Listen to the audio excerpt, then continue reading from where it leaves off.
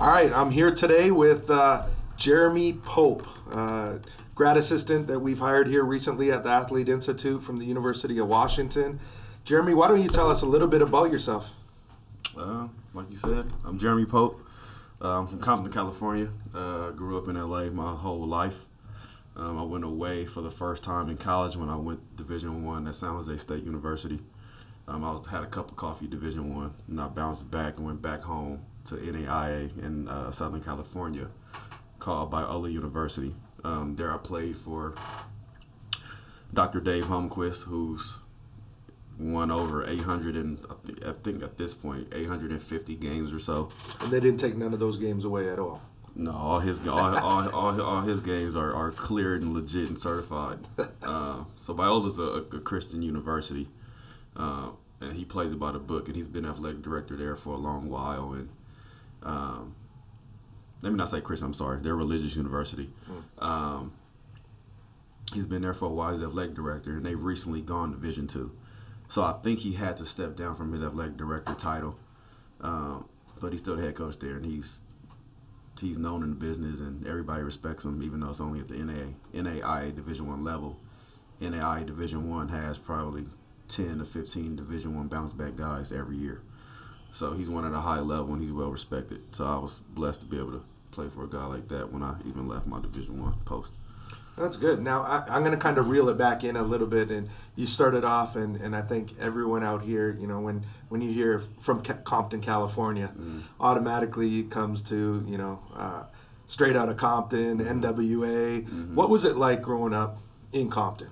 For me personally, it was all right. I have a great family, man.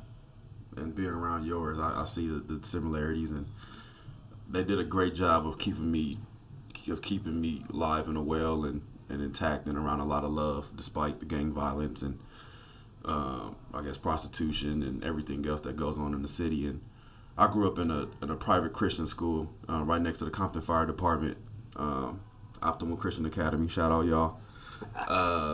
I went there from preschool to 8th grade, so I was there from 3 to 13. The gates were always closed. We had devotion every morning. We had chapel every Wednesday. My grandma actually also worked there for a long time. Even before I was born, she worked there. And then I have an auntie who's 6 weeks older than me that I went there with as well. And for me, I was always around friends and family. You walk down the hallway calling her auntie? Sometimes, but I don't get on her nerves. I'll call her Auntie Amber. Other than that, I'll call her just Amber, or it just depends on my mood. We grew up like we were raised you guys were close? We were raised like brother and sister. And I didn't have a sister until I was 12. So Amber was like my sister. And then every time I got in trouble, or me and my group of friends got in trouble, everybody was sent to the administration. I was sent to my grandma's room. So I was always kept intact. And even when we were at home, I wasn't allowed to go too far down the street and have to play in the yard. Fortunately for us, me and Amber, we had a big enough yard where it was fine for 7, 8-year-olds. I can hang out, and it was cool. Now, you know, coming out to Toronto, obviously you came here right in the midst of DeMar DeRozan, and he's from Compton as well, and had a long run with the Toronto Raptors here, and recently was traded. And there's a lot of, you know, noise around that trade and him wanting to, you know, finish his career in Toronto. Tell us what you think, you know, kind of is going through his head right now, coming from Compton, you know, perhaps being lied to or not told the truth in terms of here, and also, you know, why he might have had such a love for Toronto here. I think, first off, shout out Debo. It's good, bro. I think if you look at DeMar's career, like I grew up playing against DeMar at Wilson Park, which was a park in Compton. Ludus Park is another park in Compton. Then he went to Compton High School, in which by the time we was going in our freshman year of high school, he was known in Southern California all over. He could have went to wherever he wanted to. Then he went from Compton to USC, and then he got drafted to the Raptors, and he's been with the Raptors ever since. So I think if you look at his career and his path, DeMar has been one of the most loyal guys as far as his playing career goes, and the business part and politicalness of basketball. He's a very loyal dude. So I think it shows. Like Compton High School wasn't that great before he got there. I think USC was coming up on the rise, but the fact that he was always home, and I think Toronto, as long as he's been in Toronto, for him it's become home. It felt like home. For sure felt like home. So, and I'm kind of the same way. So I feel his notion and his, emotion about probably what happened. I don't personally know the ins and outs and the conversations, et cetera, et cetera. But I do know, if you look at DeMar's career, that he's a very loyal guy, and that's probably what rubbed him wrong. I saw DeMar growing up out in the Las Vegas tournaments, and he was rolling with Master P and his son and Romeo, and little Romeo, and it was there was a lot of hype around him in high school, and then when he picked USC, he was there. He seemed like a loyal guy, even playing for the AAU teams that he was playing for, and so I think for Toronto, it hurts that there was a guy that loved this city, loved this team, and we're so used to here having the Vince Carters and the Tracy McGrady's kind of make a name for themselves and then want to go on to other things, and I think that's why it's been so difficult for a lot of people understanding kind of where we're coming from in regards to, like, hey, we finally got one, not even from here, from Compton, that wants to stay, and we couldn't even be truthful to keep them here. So it was a hard one. Yeah, it was funny for me because even I was watching, I think I was still at UW at the time. I was in Seattle, and I ended up watching The Carter Effect on Netflix and just seeing how basketball has transformed the city and how it's taken to it, and et cetera, et cetera. And then I seen on Twitter the other day who was the greatest Raptor, and they combined Vince's numbers to DeMar's. It's like, when you look at it, DeMar's probably the best Raptor ever. Yeah, I think Vince was the one that kind of got the younger generation that's now NBA kind of bound, or in the NBA, more interested in basketball. But I agree. You look at the numbers, and I think you got a great argument that DeMar is the greatest Raptor. Definitely. Now, kind of throwing it back to when I first got connected with you, we got connected through a college buddy of both of ours, Danny Sprinkle, and we have a common friend in Mike Hopkins, which ended up being your boss last year at the University of Washington. And I really got to know him when he was at Syracuse. Crazy dude. Very.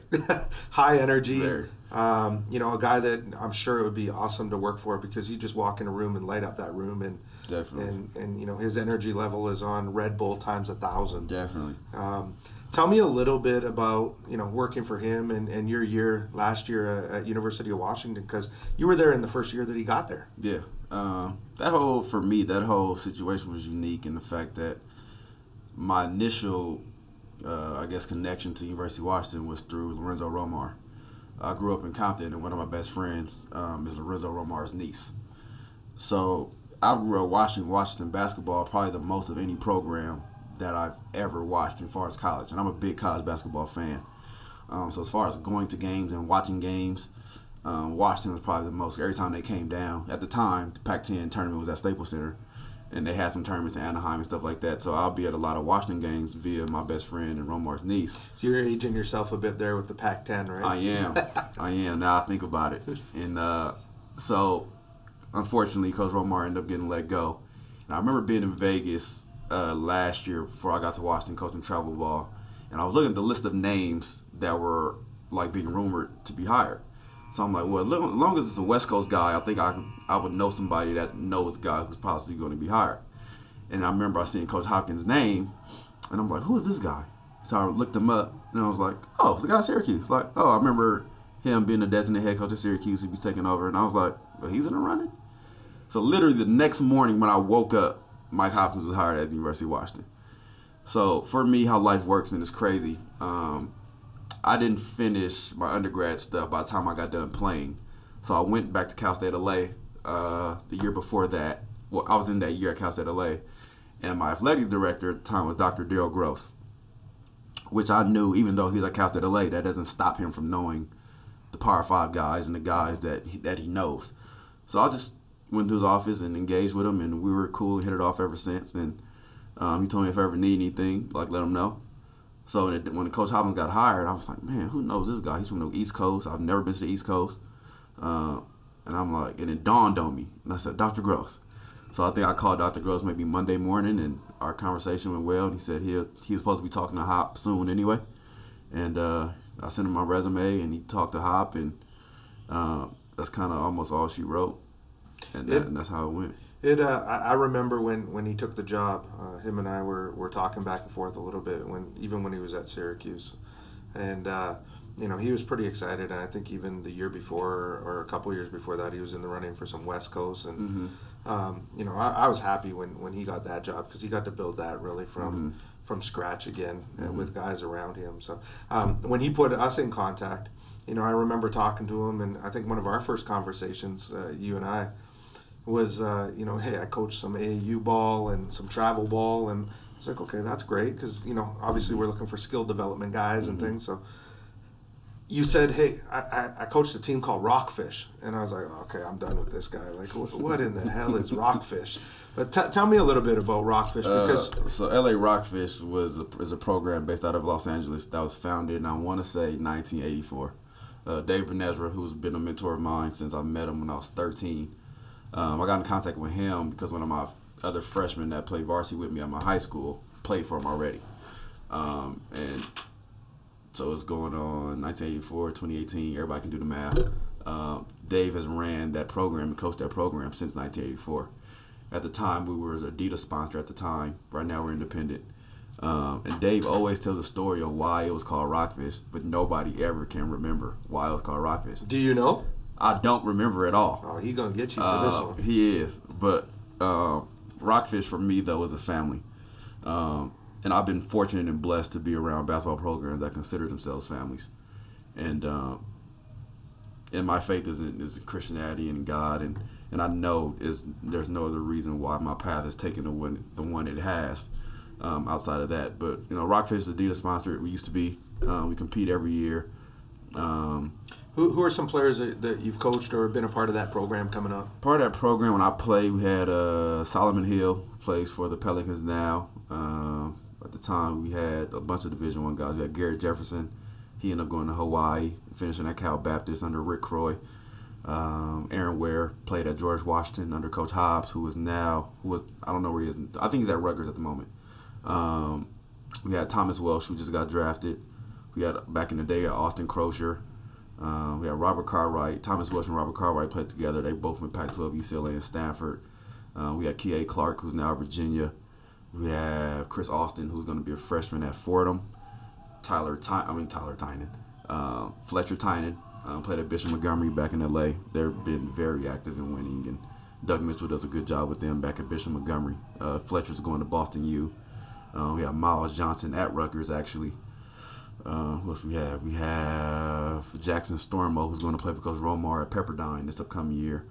So we do a great job. I mean, despite not having the shoe functionality anymore, Rockfish is very known and prominent in Southern California and across the nation. What were your thoughts when Romar was let go and you see him all of a sudden end up at Arizona?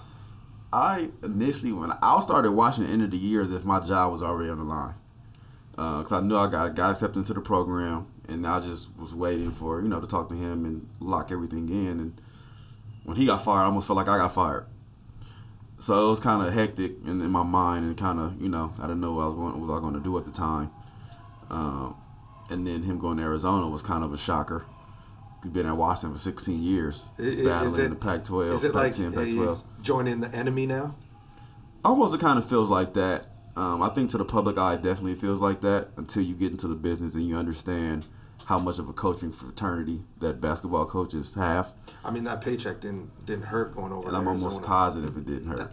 I'm sure that made it a little bit better. It made it real easy to say I'm no longer an enemy. Mm-hmm. And I believe all his children are older and they're out the house, so I think it was just him and his wife, and it was more flexible for him to do. And I know he wanted to be on the West Coast. I think that was one of the things I heard he wanted to do. And then taking that job at Pepperdine, I mean, anyone that's been to Pepperdine knows, you wake up in the morning and you take that look over the cliff into the Malibu ocean there, and it's not too hard to want to walk to practice and get up. And since he's been there, I mean, he's done a great job recruiting. Like, I think he has a five-member freshman class, and the names that he's brought in, I think they're all from Southern California. And he has a transfer from Keith Smith from Oregon that was up at Rainier Beach when he was in Washington and Seattle area. I knew Keith he was at Oregon. So just looking at his class, I love the job he's done with his class coming in. Like he's getting the talent to stay home, which is important, especially in that area and at Pepperdine. I mean, you're competing with some some big name schools in that LA area. Definitely. So and I think a lot of West Coast schools get a knock for not keeping talent at home sometimes. And he came in a matter of a couple months, did a great job. Turned it around. Yeah.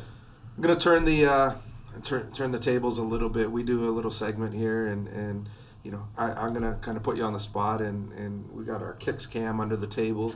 Tell us what you're rocking today. These is my Kobe's, man. UW is a great institution. We're blessed to have the resources and stuff we have. So me as a graduate assistant last year, I think this was maybe one of 4 or 5 pair of shoes they gave. Probably my favorite. We have the UW on the side. You guys can catch it. And then the tongue, you can't see it from now, but it has Go. And that shoe I think you see now maybe. On my left foot it says Go, and on the other tongue it has dogs. So it's very personalized. And Hop, I could see Hop rocking those every day. No, that's Hop's deal. Is it? Hop loves his gear, man. He does. He's a crazy dude. But I'll just go back 1 second to work for him, though. Shout out to Coach Hop. Coach Hop changed my life, to be honest. He's a great guy, and he's a great coach. And for him to be a better person he is a coach, I think speaks volumes about him. You hear every sentiment about him is usually around the same thing. But for me to be in my first year at the Division I on the coaching side was invaluable. I've heard stories, and everybody hears stories about how some head coaches could be, and how they treat some of their staff. And I was blessed to now be able to have that story.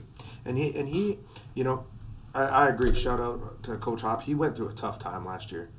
I remember right when he got there, he called me and said, "Yo, I broke my damn nose in practice." Yeah, he had black eyes. And he's like, "I look like a raccoon." And, you know, and he's a dude that he's gonna get in practice. He's gonna get at you. He's gonna pick up the ball, and he loves to work with the bigs. And so he's gonna take his licks, but he ain't gonna back down. And it's funny you say he likes to work with the guys, and I think he's done a great job of empowering other coaches.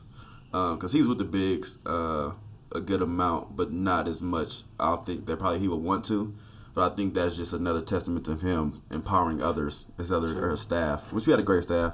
Shout out Coach Dollar, that's my dude. Coach Rice, my other guy, so Ricey. And Coach Rice I knew from UNLV days. And then Coach Conroy. He had a great staff. Great staff. And, you know, he had some health issues last year that he fought as well. So for him to stay positive and keep you guys going, it's a testament of his character. Yeah, definitely. And seeing those guys, even like when we're in the weight room, like we're all in the weight room. The freshmen got there last year. They was there at 7 a.m. The GAs was there at 7. Coaching staff was at 7. And it's just a support thing. Like they all really embody the value of family and doing it all together. And tougher together is our mantra at UW, and they show it and they live it every day. And seeing those guys getting there lifting, and Ricey on the treadmill running 3 miles every day, and Hop getting his lift in, and Griff coming in getting his lift in. It's like it's the dynamics of that staff are crazy in terms of like you got Hops who's the wild guy, and Coach Rice who sometimes you have to check his pulse, and he's just the cool cucumber dude, and then I don't know Coach Dollar that well, but from what I've seen in and around, is like you guys had a good mix of the full spectrum. We had a good mix, and as far as being a graduate assistant and coming up and having Coach Hop been at Syracuse for 22 years and winning national championships and being around countless number of professional athletes, and learning under a legend, which Jim Boeheim is, was great. And seeing Hop do his job and still be a great person every day, for me, was great to know that you can do both and still be successful. Coach Dollar, he was a head coach at Seattle U for the last 8 years. So he's that local guy on staff? Coach Dollar is actually from Georgia, okay. But he was at UW with Coach Romar before he got the Seattle U job. So this is actually Coach Dollar's second time at UW, okay. And then he's been in Seattle for the last 12 years, 16 years or something around there. So I guess you kind of say he is a local guy at this point. Yeah. That's all his kids know is Seattle, so he's a local guy. I mean, I don't know too much about Seattle basketball, but it seemed as though, you know, kind of in the last 3 years, it took more of a, and for us out here on the East Coast, more of a spotlight with the high school basketball scene in Seattle seemed to really pick up. You know, you're flipping on ESPN, and you got some ex-NBA guys coaching high schools. Tell me a little bit about like the basketball culture in Seattle and what's going on out there right now. Seattle in itself is a very tight-knit, intimate place, which for me is okay. And I'm more of a cold than hot guy. Like, I'd rather be cold than get warm than be hot and having to cool down. So Seattle for me was great, and they're directed in a great direction by Jamal Crawford, which is a great person. Shout out Jay Crossover, what's up, bro? Will Conroy, who's another staff, and I'll say he's more of our local guy on our staff than anything.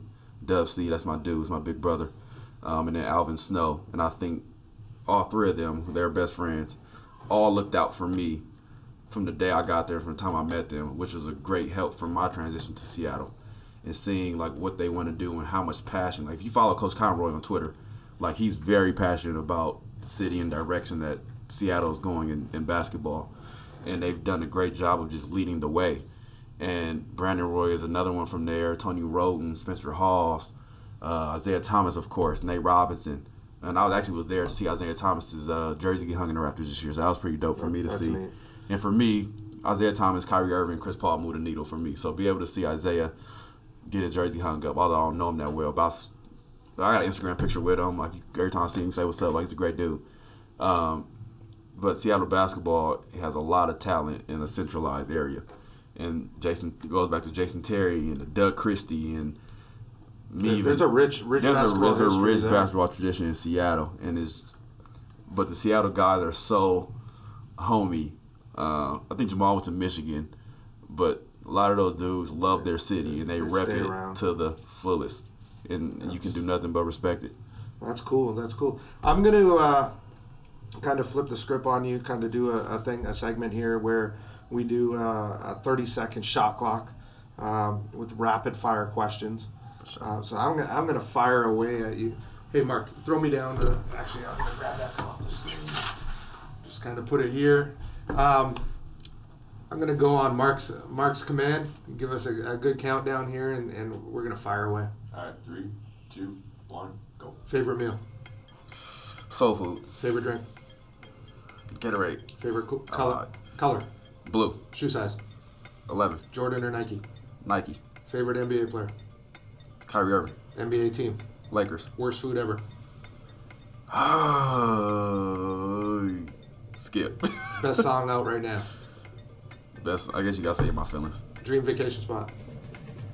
Dubai. Beyonce or Rihanna? B. We gonna go. We gonna keep going just to get it. It's actually funny because we had another guest on here and we got to the exact same spot and had a skip too. So we tied right now. We're going to overtime. So. But next question was Nicki or Cardi? Nicki. Range Rover. I love Cardi's realness though. She's so real, and that's why you gotta love her. But no doubt. Range Rover, Lamborghini. Range. Favorite college player right now? That's tough. Favorite college player right now. Shout out my man Jalen Noel. What's up, bro? Where are we? Snickers or Mars? Snickers. ChickfilA or Bojangles? I've never had Bojangles actually. ChickfilA. So you gotta, ChickfilA's coming to Canada. A little too. biased, but I heard somebody told me the other day. We're about to kill that. That line about to be crazy for months. We just recently got a Cheesecake Factory here, and man, I remember like, Cheesecake Factory. Okay, every time you go to the States, I think we talked about this last weekend. Is like, you sit down in Cheesecake Factory and you having a meal, you can never get to the cheesecake. It's like they fill you up with so much bread. Yep. You have the strawberry lemonade. Then your meal comes, you eat half of it, and you can't have cheesecake. Yeah.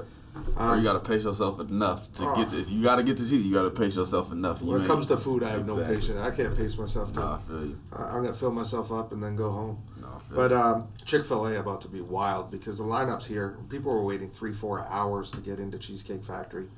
Chick-fil-A about to be nuts. The one thing. The thing though, people are gonna be sick when it comes. They're gonna be on Saturday thinking like, I'm going to Chick-fil-A tomorrow. And they don't realize that it's closed on Sunday. They're gonna be so mad.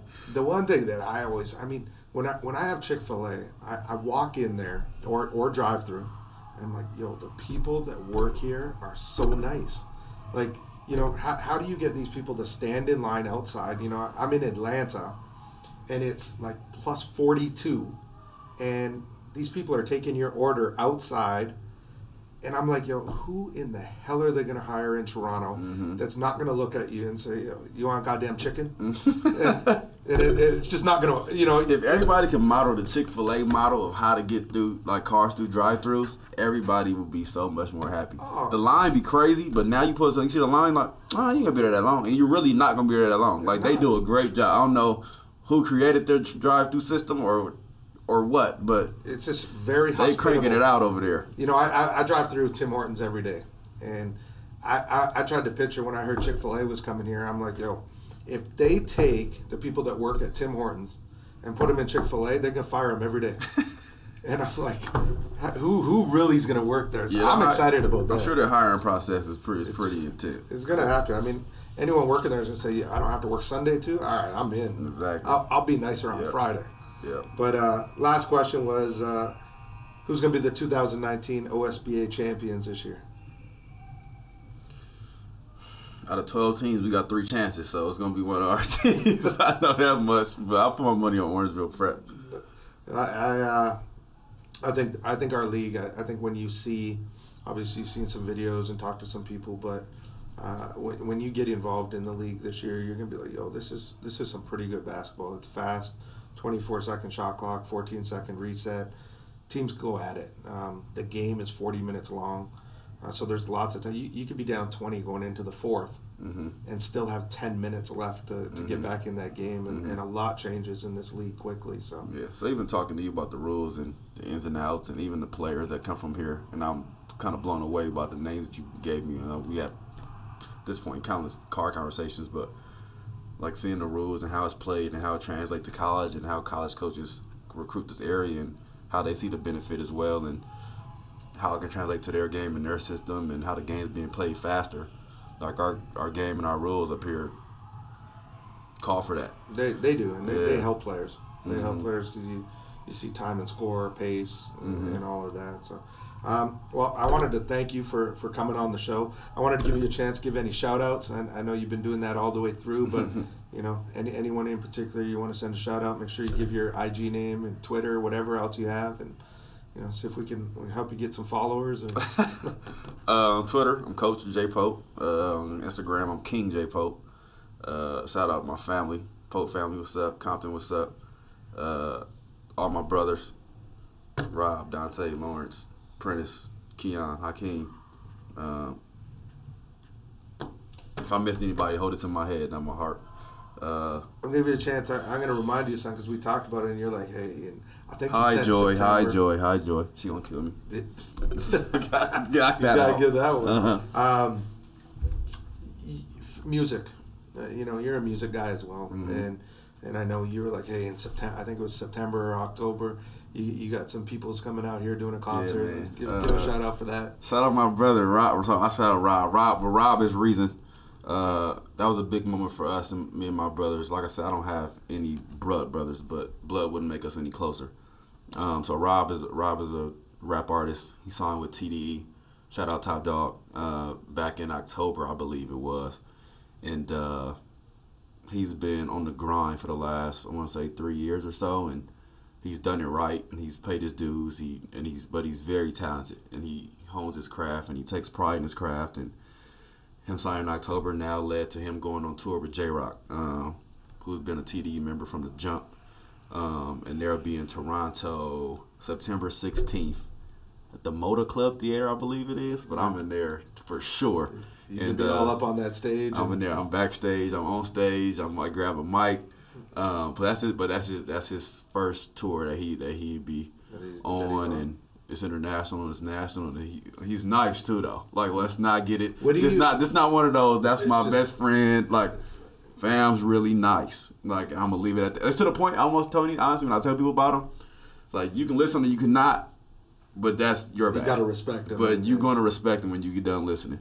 Now, what do you think? I mean, you've been here a little bit. What do you think of the Toronto music scene right now?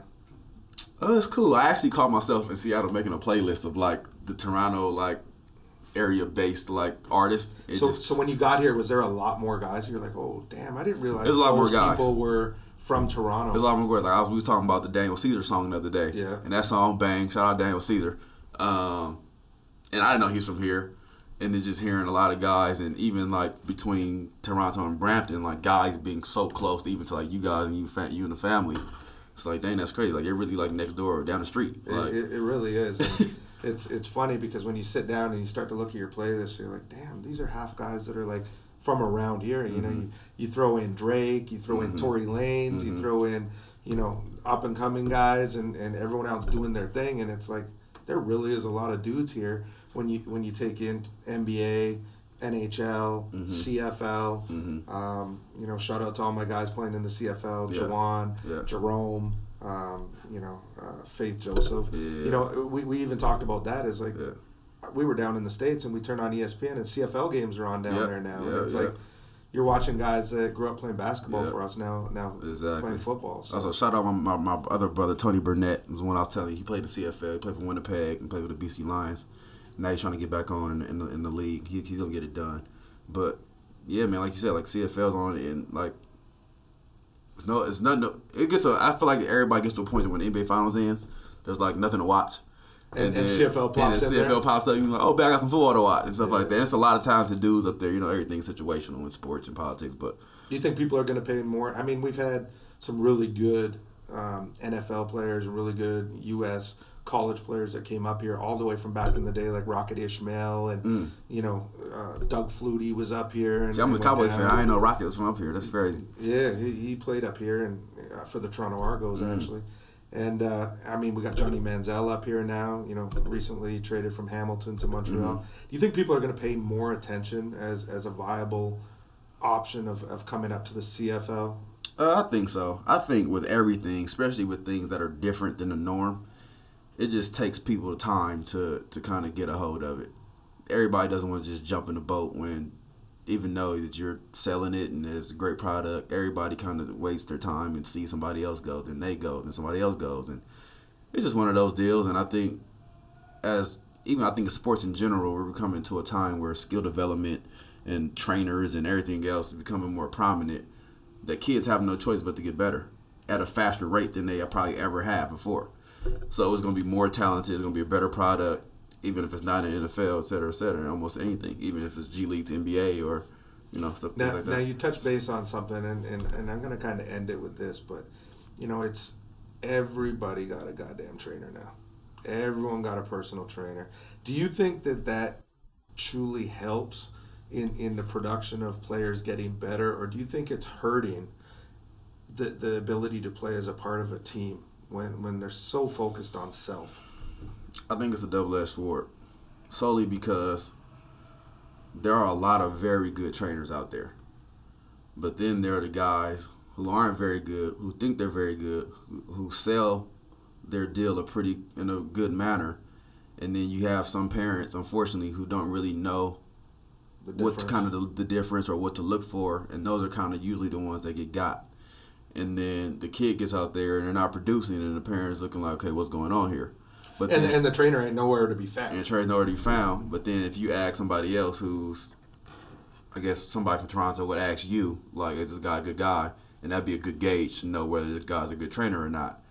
But sometimes parents just aren't in the know, which is normal. I mean, every parent isn't going to know basketball like that. But it's just unfortunate, though, that, you know, everybody tries to consider themselves a trainer. And Do you think it's due to the fact that I always sit back and I try to analyze a little bit and I look at, you know, what the projection and direction of basketball is going, and obviously, you know, we're in it for the young guys, and we want to make sure that we're making left and right turns before they have to.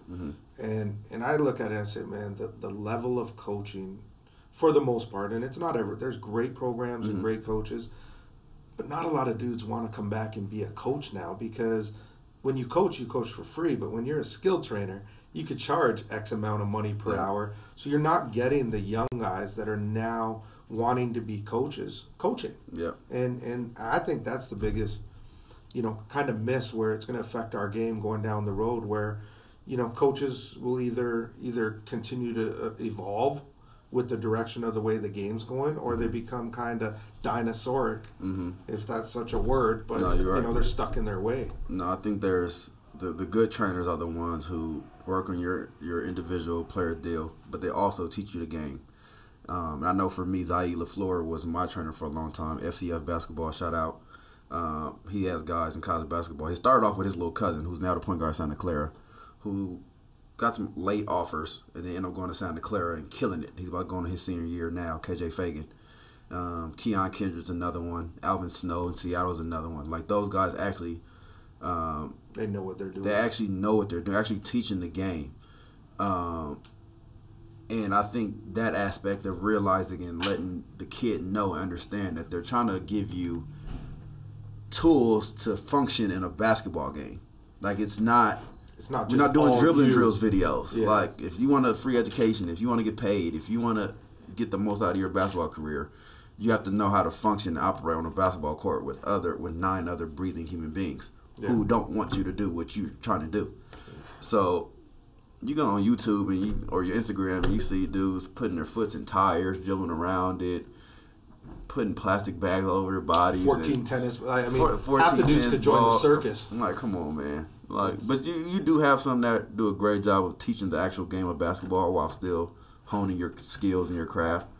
And then you got you just get into some unfortunate situation. There needs to be a show where someone goes around and you either get exposed or you get exposure, and it's calling out the good ones and the bad ones. And if someone out there has time, that'd be a good little Netflix show of the way that basketball is projecting. So. But I just think if the guys who actually do this basketball thing for real, because I always say back at home, but you have all these guys on Instagram or Twitter who say they can hoop, this and that and the third.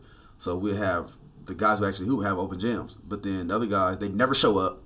They only go to 2 Fitness in one city and talk about how they get back on Twitter, talk about how they was killing, but they never go to the guys that play in the Drew, or that play in college basketball, that play the pros. Like, you never see them. So I think as long as those real basketball dudes keep it in check and keep calling it out, and then people eventually know who's real and who's not. You called out one last question or last little comment. You played in the Drew. You played in Crownlink here. Mm-hmm. What's better? The Drew. Why? The Drew is just. If you take out the history in terms of, the Drew's the Drew, obviously. But in terms of like talent, players, structure, setup, how does the Crown League compare to? I mean, to be honest, the Crown League compares for sure. I think Dwayne Watson's the guy who runs it. Dwayne and Charles Yearwood. Yeah, so I actually ran to Dwayne. I think I played the second week and I played the third week. So the third week coming in, I think you were gone. I ran to Dwayne. I basically just told Dwayne, like, man, like, you guys are doing a good job. Like, I played in the Drew for 7 years. I played there since it was at Washington Park. That's around the time when KD and Beasley and J.R. Smith, those guys first started showing up until last year. And seeing the Drew go from, I think at the time it was like at 38 years or so, 39, to go from Washington Park unsponsored to King Drew High School to sponsored by Peak. And then the next year after that by Nike, and Nike's carrying us now. And then going to Crown League and seeing the production of Crown League and how they do it there. And the production has got to be second. The production might be a tad bit better than the Drews, to be honest. Like, we don't have the lights and the bells and whistles, I think, to Crown League, but at the same time, Crown League's a little bit smaller.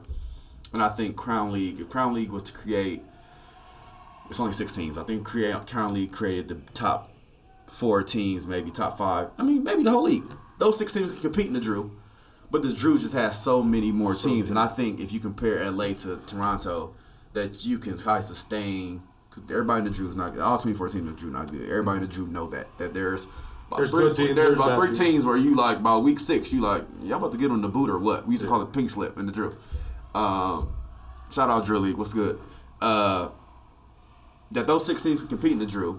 Because it's just a lot more talent because we're coming from LA, we're coming from Compton, we're coming from Riverside, we're coming from the Valley, we're coming from San Diego. Our numbers are crazy. Yeah. But I mean, when you look at it, I'm glad you said that because I always sit there and think like, the winner of the Crown League, how would they do against the winner of the Drew or the other programs? Well. I think we'd compete on that level. Very well. I mean, there's a lot of pros. I mean, even my first week being up here in Canada, shout out Jabs Newbie. Like, me and Jabs had a conversation. He ended up knowing 2-3 of my guys from LA, and these aren't like NBA guys. Yeah, they're pros, but they're not NBA. So it's like, oh, them the homies. Like, them too. So basketball is basketball. It's a small world. It's basketball. Anywhere. But the Crown, like, top 3 teams in the Crown competing in the Drew and being in the playoff in the Drew every year. That's cool. No, shout out Charles Yearwood, Nike. I got shout out my guy Mark Bain as well. Always hooking us up here, and that's a guy that you're going to get to know, and is always around our program. So, thanks for being on. Appreciate you, and looking forward to working with you this year. Likewise. And we're going to have a lot of fun up here. Likewise, I appreciate you, Tom. Thank you. Right. And I just want to say on air, man, I appreciate the love and everything from our first conversation. Like Hop spoke volumes, Coach Rice spoke volumes, and it's been everything you told me it was going to be. And that doesn't always happen in a lot of situations. You get, like, man, you can drive a Rari when you get here. You can live in this 2-3 bedroom house, and then you get there and you got you pushing a golf cart, Volkswagen, you pushing a golf cart, you staying in a studio, but it's been everything you said it was going to be, man. That's just a shout out to you and a testament to who you are, and everybody said you are, and your family's been. I tell everybody all the time, like, your family's been probably the biggest reason why I'm so comfortable here so fast already. And that type of stuff is invaluable. What's up, Britt? Thank you. I appreciate you too. She's sitting in the she in the cut. Ducked off in the cut over there. But between Brian and I think the only one I haven't met yet is Tyler. Yeah. Tyler is actually back in the lake, which is ironic. Week, so. But man, the family's great, and I appreciate it already. No problem. You've done a great job, and we're just getting started. We're gonna have a blast. I think our staff up here this year is phenomenal, and I think we're gonna have a lot of fun. We've already had a lot of laughs, and I'm really looking forward to it. So no doubt. Appreciate you. Welcome.